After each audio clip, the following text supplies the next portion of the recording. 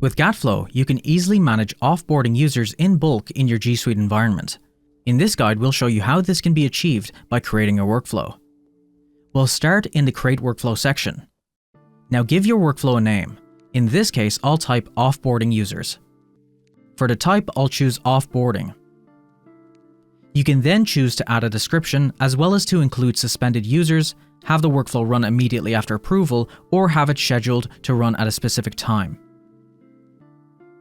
If you need to notify any members of your organization, you can do so by adding them as a notification recipient. You can also use any custom tags. In this case, I had previously created a tag for leaver, so I'll use that here. Workflow tags can be made in the Workflow Tags area under the Configuration section. They are optional, so no need to worry if you haven't made one. When ready, select Next. Now we'll have to select the users that will be offboarded. You can select users by their group, their org unit, classroom, or just individually.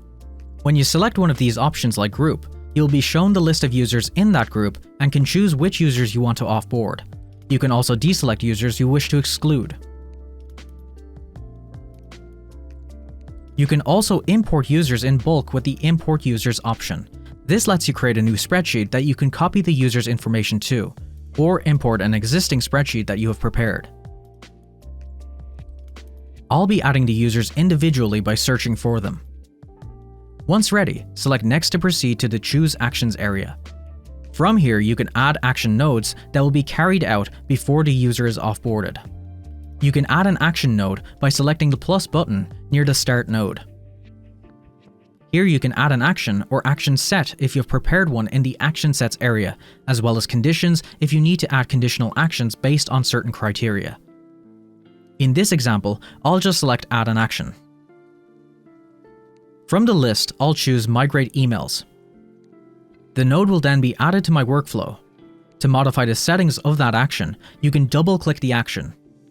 In this example, I can migrate the emails of these users to a user, group, or shared drive. Here we can see I've set this action to migrate all emails and to include spam and trash. Here you can see my workflow will migrate the emails of the users before deleting the users' accounts. Once you are happy with your workflow, select Send Approval Request. Your request will then be sent to your domain's GAT Unlock security officer, who will need to approve it.